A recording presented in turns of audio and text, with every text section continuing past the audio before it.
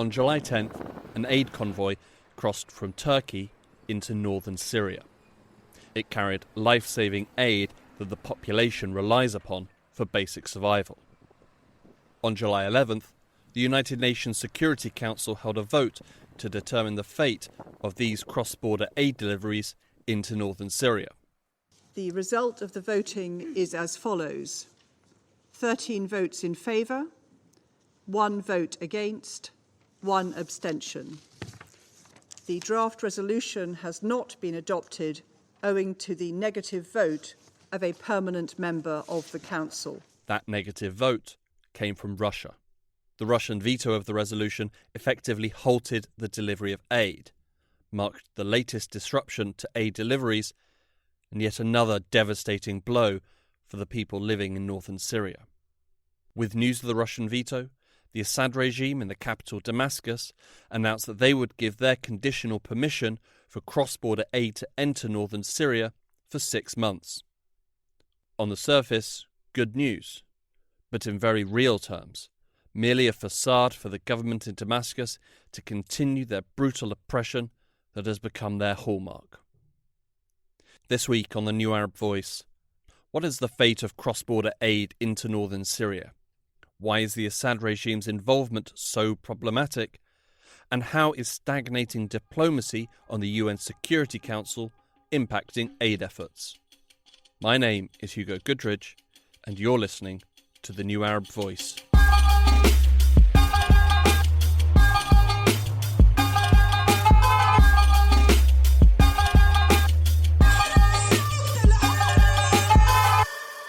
The UN has been operating cross-border deliveries from Turkey into northern Syria for the past 8 years. These deliveries have served as a lifeline for the people living there.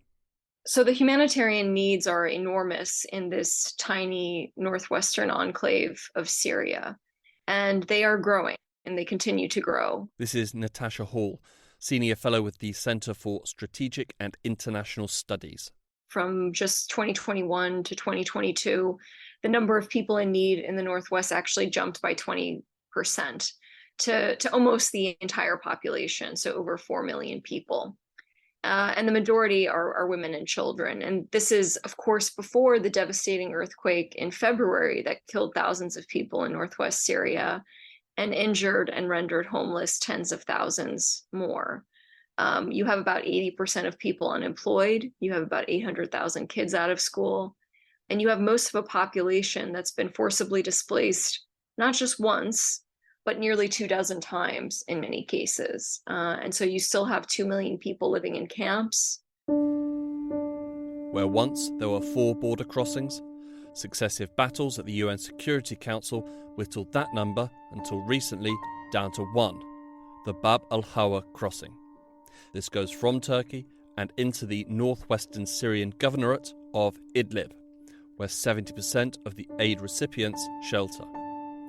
The Security Council mandate for cross-border aid secured the delivery of food and medicine, but also ensured continued funding. But also to fund programs, to implement programs that are then delivered by NGOs and others.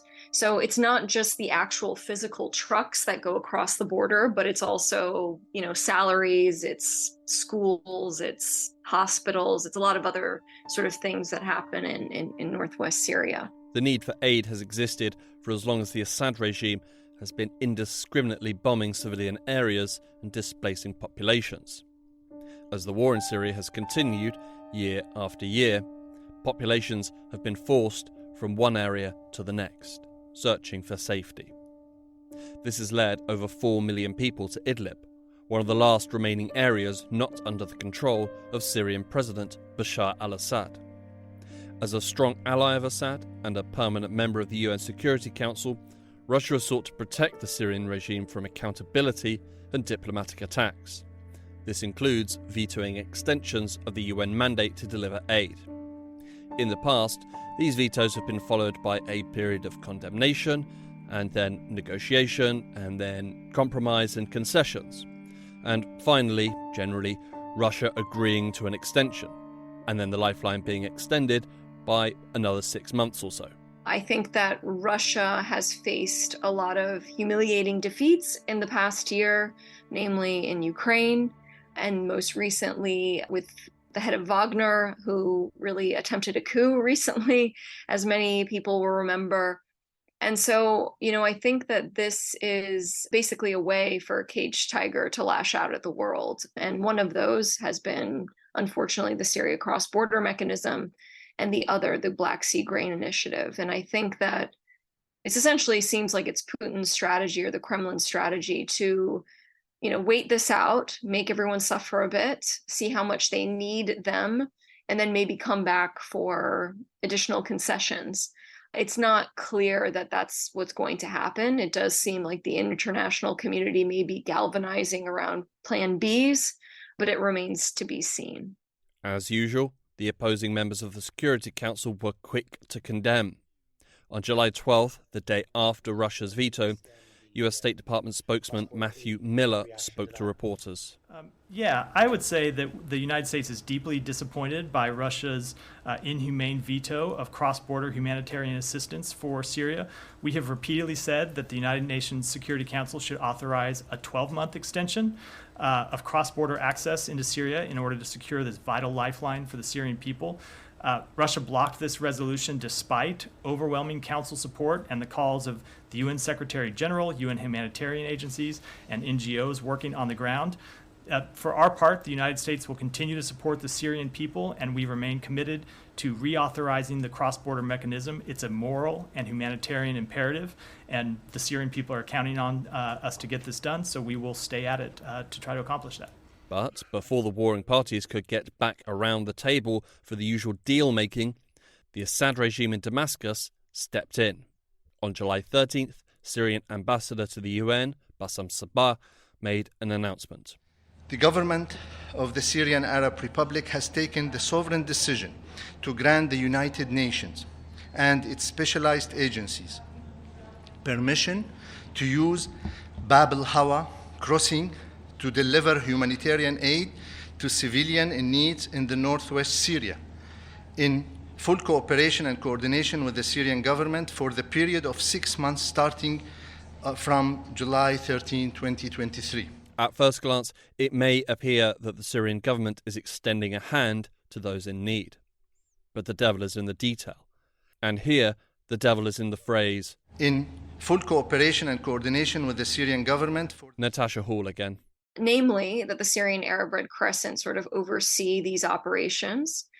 And the other very important criteria was that the UN agencies and others being supported by this mechanism could not communicate with local authorities on the ground in northwest Syria. So UN OCHA immediately said that this was not operable. OCHA is the United Nations Office for the Coordination of Humanitarian Affairs. Because you always need to communicate with local authorities when you're delivering assistance anywhere in the world. And certainly not operable for the Syrian Arab Red Crescent to be sort of overseeing these operations, given the Syrian Arab Red Crescent is essentially an arm of the Syrian government. If you are delivering aid but are not permitted to communicate with any of the authorities in the area, then logistically the task becomes almost impossible. A pretty major black mark against Syria's outstretched humanitarian hand. But an insistence that delivery must be overseen by the Syrian Arab Red Crescent makes it impossible. And, has been active in many of the problems that we've seen with Syrian aid delivery in government-controlled areas, namely that it's been diverted, it's been withheld, it's been ransacked before getting to areas not under government control. So those are sort of the operable issues with it. The overarching issue with it, of course, is that the Syrian regime has been using aid as a tool of war for 12 years. Over the course of the war, the Assad regime has weaponized aid in some of the most unconscionable ways imaginable. In 2016, there were reports of aid recipients finding broken glass and animal excrement in rice. In 2018, it was reported that government officials had stripped away 70% of medical aid deliveries destined for the besieged Damascus suburb of eastern Ghouta, preventing trauma kits, surgical kits, insulin, and other vital material from reaching the area. That's the same eastern Ghouta that was attacked with chemical weapons by the Syrian regime. Food baskets have also frequently been diverted away from the starving to feed Assad's army. The current president of the Syrian Arab Red Crescent is Khaled Habouberti. Previously the owner of a casino, nightclub and numerous other businesses, he has strong ties to President Assad, who handpicked him for the role in 2016. By 2017, in spite of the cross-border mechanism, those areas not under government control and also not contiguous with one of those border crossings were essentially besieged. So we saw about 5 million people in besieged and hard-to-reach areas in 2017. And so the notion that the Syrian government would once again be able to basically have a chokehold over the 4 million people that are in northwest Syria is quite traumatizing, I think, for the people on the ground. For the Assad regime, permitting the delivery of cross-border aid is an opportunity to fill its pockets. But additionally, it hopes to earn some image points on the international stage. The Syrian regime, of course, would give this permission, as they have in times past, to win the goodwill of sort of the international community, only to withhold it at a particularly necessary time, right? At a particularly militarily advantageous time. We saw this with de-escalation zones throughout the war as well, where the Syrian regime would sign on to basically ceasefires in certain parts of the country as it faced other fronts. But as soon as it was able to defeat enemies in other parts of the country, there was no more de-escalation agreement. And we saw all of those areas fall, eastern Ghouta, southern Syria, places like Daraa, throughout the country, northern Homs. So again, this is sort of part of a military tactic as well.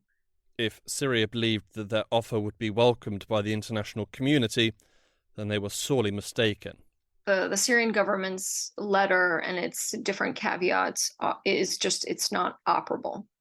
So if nothing could be done in terms of those conditions, then it can't be accepted. And this is kind of what many of the governments have been saying, finally coming out publicly and saying so. On July 19th, US Senior Advisor for UN Security Council Affairs Jeffrey De Laurentiis addressed the UN General Assembly. All agree. The proposed way forward announced by the Syrian regime on July 13 is not a workable substitute. Let me repeat that. It is not a workable substitute. Any acceptance of the regime's attempt to impose unprecedented constraints on the UN's humanitarian operations could have grave consequences for humanitarian relief efforts in other locations and must be rejected. But from the statements that we just heard at the UN General Assembly, it does seem like some major governments, donor governments, such as the United States and Canada, the representatives at the General Assembly will reject the regime's offer, not just because it's non-operational according to their conditions, but also because of the overall conflict context and the Syrian regime's, let's say, reputation for systematic denial and diversion of assistance and targeting of humanitarian workers and operations. To see the issue of UN cross-border aid deliveries be returned to the Security Council would likely require the US and its allies to make a series of concessions to Russia. The concessions that Russia would seek would likely be related to its ongoing war in Ukraine. Alongside aid deliveries to northern Syria, Russia is trying a similar strategy with its decision to pull out of the Black Sea grain deal. For many years, the UN has been the main operator of aid missions in northern Syria. But it's not the only aid organisation in the area. NGOs, funded privately, can and do operate in the region, but they do not currently have the capacity to fill the space created by an end to UN aid operations. Essentially, humanitarian aid operations can continue without UN agencies, but the issue is logistical. It is quite difficult for many of the major donor governments to continue to provide assistance through local NGOs or even international NGOs in the same way that they have through the UN, which is why so many governments have really sort of held on to this UN mandate. And they also feel like it gives them probably some protection from whatever the Russian backlash or the Syrian regime backlash would be if they didn't have their consent, either direct or indirect, for the cross-border mechanism. Last year, UN officials estimated that NGOs could cover 30 to 40% of the aid provided by the UN. This is a pretty big shortfall. However, it's not impossible that, given enough funding and time to expand operations, they could meet demand. Equally, it's worth remembering that the need for aid is extremely urgent and donor fatigue is a growing problem. As bleak as the situation is, and it's very bleak for the people of northern Syria, this latest development could serve as an opportunity. So I think that, this is a bit of an inflection point to acknowledge that this 6-month renewal process is unworkable and has been unworkable for some time. I've argued, and many others have argued, that, in spite of the renewals, the uncertainty around the renewal process has already atrophied the response as it is. It makes it really difficult to hire for positions, for international humanitarian aid positions. It makes it very difficult to continue the programs that will need to be in place for a protracted crisis, things like hospitals and schools and things that don't operate in 6-month increments.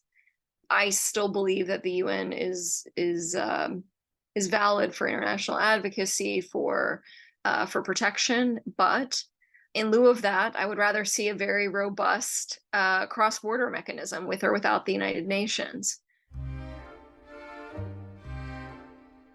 This most recent bout of an uncertain aid future for the people of northern Syria came from the UN Security Council. It's a perfectly valid question to ask: how did we end up here? Why does a small group of nations over 9,000 kilometres away get to decide who does and doesn't get life-saving aid? Starting with the basics. The United Nations Security Council. What is it, and why is it involved? The UN Security Council was founded at the end of the Second World War to essentially be the security directorate for the world. This is Richard Gowan, the UN Director for the International Crisis Group. That was the original design, but it's never really lived up to that expectation. During long periods of the Cold War, the Council was more or less paralyzed, and even though the Council has been much more active since the 1990s, we have seen it struggling under the weight of tensions between some of its main veto-holding powers. Most obviously tensions between the US on the one hand and Russia and China on the other. Despite tensions between the sides, they have been able to come to mutual understandings and occasionally some agreements.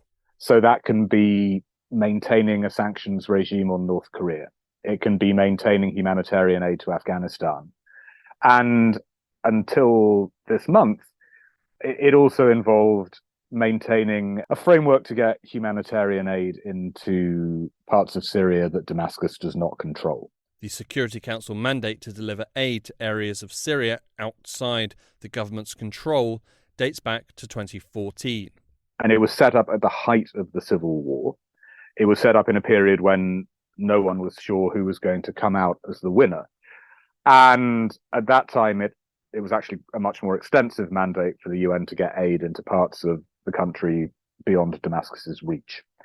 Now, obviously, since 2014, the Assad government has emerged as the de facto winner of this conflict, even though it doesn't control significant stretches of territory. The argument that Russia now frequently makes at the Security Council is that because of the Assad regime's quote-unquote battlefield win, the Assad regime alone should be the only authority who decides where aid goes. But, as previously mentioned, this leaves more than a bitter taste in the mouth. With the Assad regime coming out and giving their own mandate for cross-border aid, one question that has been circulating among UN diplomats is whether the recent events were a coordinated plan between allies Russia and Syria, or whether Syria jumped at an opportunity presented by the Russian veto. There are two theories. One is that Russia was quite deliberately maneuvering to close down the mandate and create space for Syria to jump in and assert its authority over humanitarian deliveries. The other theory is that there was just some chaos, there was just some confusion, and the Syrians saw an opportunity and took it. And the Russians were not really being quite so cunning. What we do, I think, all agree is that now Syria has made this move, now Syria has asserted its right to decide who gets to supply aid to Idlib. The Russians are not going to drop Damascus. They will back up what Damascus has done, whether or not this was their plan from the get-go. Russia hasn't been alone in saying that the Security Council has no authority to decide who can get aid. On the other side, many are saying the same thing, not as an argument for the Assad regime taking over, but as an argument for it not being the Security Council. A very esteemed group of international lawyers have come up with arguments saying that actually under international humanitarian law, the UN doesn't need approval from either Damascus or the Council, that it could keep on delivering aid. But this continues to be a matter of legal dispute, and it's no secret that the rather conservative international lawyers who work for the UN are very nervous about sort of saying that aid could just keep flowing without either form of approval. The mandate given by the Assad regime is unworkable, but also is only for 6 months. This opens up the possibility that the issue could return to the UN Security Council in 6 months' time. We could then find ourselves back where we started. Russia using its veto and seeking concessions from other member states on unrelated issues. So, what about this veto? If it's just being used to keep aid from some of the most vulnerable people on the planet, then what's the point of it? You know, the reason the big powers insisted on having the veto in 1945 is that essentially they understood that if you didn't have the veto, if you had majority voting, the likelihood would be that the council would fall apart. Because, you know, if Russia didn't have the veto in the Security Council, if it was on the receiving end of a huge number of negative and critical resolutions over its behavior in Ukraine or Syria, it would most likely just walk away from the UN. I mean, that's what we saw Japan do in the 1930s when it walked out of the League of Nations. That's what we saw Germany do in the 1930s. And I think that if Russia felt that it didn't have any ability to stop this sort of criticism in the UN, it would probably just walk away from multilateral engagement, full stop. The veto is available to all permanent members of the Security Council, namely China, the United States, France, the United Kingdom, and Russia, the victors of the Second World War. Neither the UK or France has used their veto since 1989 against a draft resolution condemning the United States invasion of Panama. The US has made more use of its veto, particularly to block resolutions that condemn Israel. China has in recent years joined its ally Russia in vetoes, but has not cast a lone veto since 1999, instead preferring to abstain from votes. Russia has been a lot more liberal with its veto powers in the 21st century, blocking any criticism of its military actions in Georgia, Syria, and of course, Ukraine. These Russian vetoes have prompted many to ask whether it's time to get rid of the veto or perhaps put some limits on its use. I mean, at a technical level, it is very, very hard to put constraints on the veto because it's something which is embedded in the UN Charter. But reforming the UN Charter is an exceptionally difficult process in procedural and political terms. For the time being, at least, the veto is here to stay. So to some extent, the veto is a safety valve that means that the big powers feel that they can stay in this system and defend their interests. And I think most UN watchers would be the first to admit that seen from the outside, this seems like a very, very perverse mechanism, and it's a mechanism that allows the US to invade Iraq without having resolutions targeting it, or similarly Russia to behave in a pretty dreadful way, an absolutely dreadful way towards Ukraine without absorbing penalties. Maybe they can't or won't make changes to the veto, but there have been other suggestions for reforms. Other countries, such as India and Brazil, step up and say, the real issue is not the veto, it's the fact that the Security Council is not representative of the world order as it is today. Britain and France, two much reduced powers, continue to have permanent seats. India, Brazil, Japan, Nigeria do not. And so for that group of countries, the real question is, how do you change the membership of the council? And so the debate shifts away from the veto and it shifts on to who should have permanent seats. And then that creates all sorts of knock-on arguments about who represents which regions and so on and so forth. So the debate gets complicated very, very quickly. At the end of the day, you cannot have any council reform without 2/3 of the members of the UN ratifying it and all the 5 permanent members ratifying it. So, that's a very, very high set of bars to jump. Even if the US could find a formula that it liked, it would need to convince China and Russia that it was a good formula for them too. So I think we're going to be talking about reform a lot. I think we have to recognize that the chances are that reform won't be possible. And so I think you're then left with a question, which is, can we continue to make the best of this deeply imperfect body, especially at a moment when one of the veto powers, Russia, is locked in a sort of massive confrontation with 3 of the others, the US, UK, and France. Any reforms to either the Security Council or the veto would be an incredibly steep hill to climb. But there is a chance that if reforms are not made, the Security Council could find itself becoming less relevant. I think what we have seen over the last year and a half, basically going back to the escalation of the Ukraine crisis, is that African leaders inside the council and outside the council are beginning to be much more explicit that they just don't think that this body, so badly sort of compromised by great power politics, really is a legitimate authority to decide how to deal with crises in Africa. And so, inside the council, we've seen the African countries, the African members, insisting that the UN should stay away from crisis management in Sudan, for example, after the recent breakdown in Sudan. They've been arguing that the African Union should be allowed to lead in Sudan. And to some extent, other countries have respected that. I think the African Union increasingly believes that in future, when you need peacekeeping forces on the continent, they should primarily be deployed under the authority of the AU or other African organizations.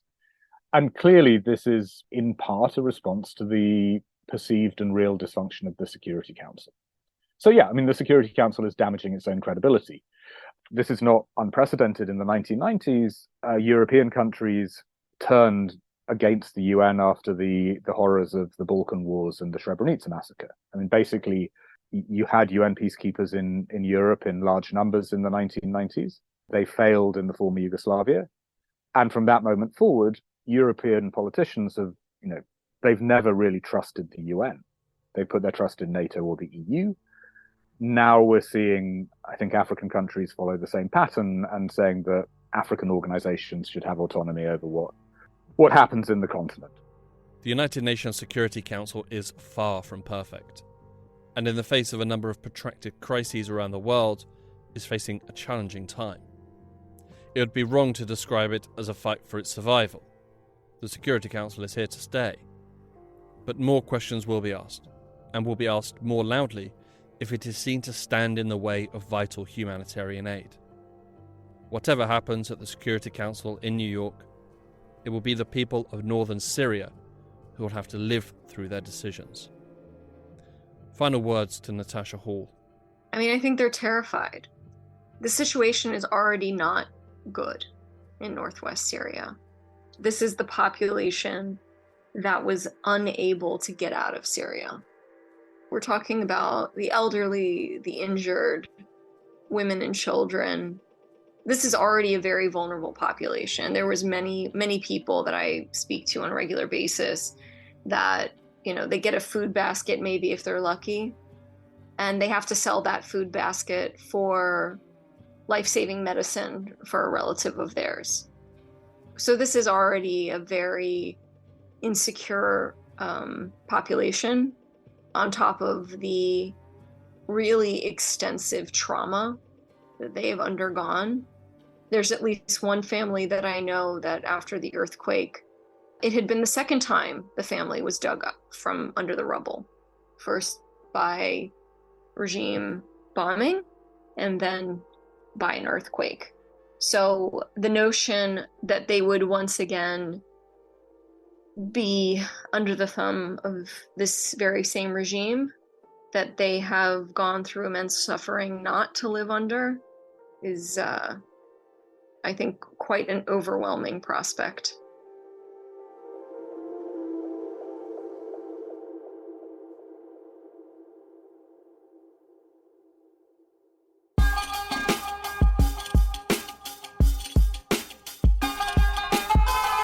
This episode of The New Arab Voice was written and produced by me, Hugo Goodrich.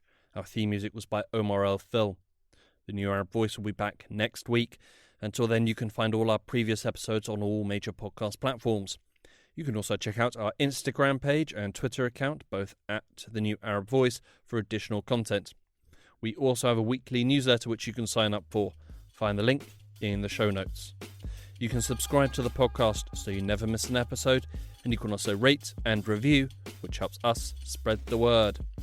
Don't forget to follow The New Arab on Facebook, Twitter and Instagram for all the latest news, analysis and opinion from the region.